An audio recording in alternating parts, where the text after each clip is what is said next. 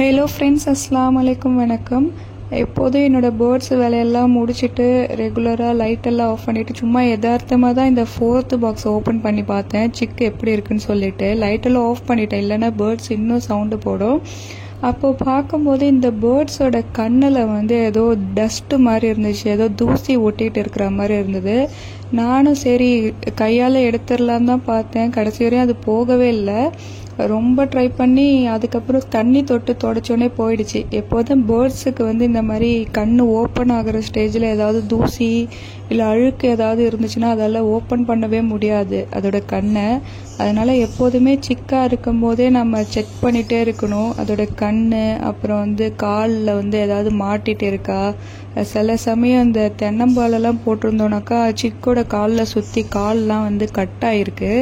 அதனால் நான் அதுக்கப்புறம் தென்னம்பாலை போடுறதே விட்டுட்டேன். இது வரைக்குமே நெஸ்டிங் மெட்டீரியல் இது வரைக்கும் கொடுக்கவே இல்லை. இந்த பேர்டுக்கு நான் சொல்லியிருப்பேன் துளசி போட்டிருக்கேன்னு சொல்லி. இந்த பேர்டுக்கு பார்த்தா தெரியும், ஃபுட் பேக்கில் அதோட பேரண்ட் துளசி இலையை கூட கொடுத்துருக்கு. அதோட ஃபுட் பேக்கில் க்ரீனிஷாக இருக்குது பாருங்களேன், அந்த இலைகளை கொண்டு போய் கொடுத்துருக்கு. அதுக்கப்புறமா 2 கண்ணையும் பார்த்தேன். 2 கண்ணும் இப்போ தான் கொஞ்சம் கொஞ்சமாக ஓப்பன் ஆகிட்டு இருக்கு.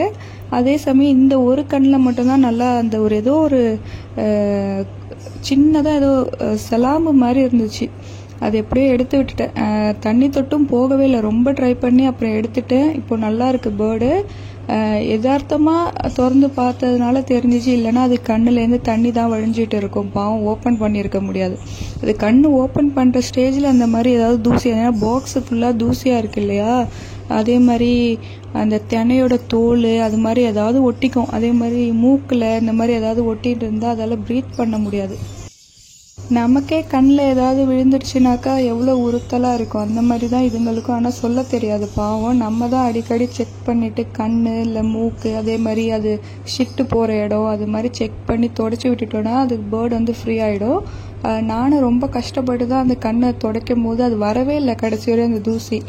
அதுக்கப்புறம் தண்ணி தொட்டு நல்லா தொடச்சி விட்டோன்னே ஏன்னா நல்லா பிடிச்சி போயிருந்துச்சு கண்ணுக்கிட்ட.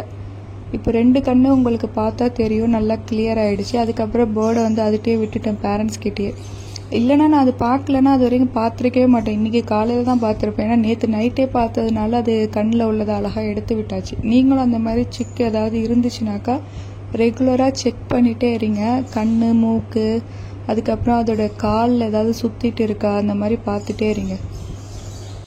துளசியோட ஸ்டெம்மெல்லாம் எப்படி கிழிச்சு எடுத்துகிட்டு பாக்ஸில் வச்சுருக்கு பார்த்தீங்களா. நான் காலையில் போட்டது அழகாக உட்காந்து கிழிச்சு ஃபுல்லாக நெஸ்டிங்க்கு எடுத்துகிட்டு போட்டிருக்கு.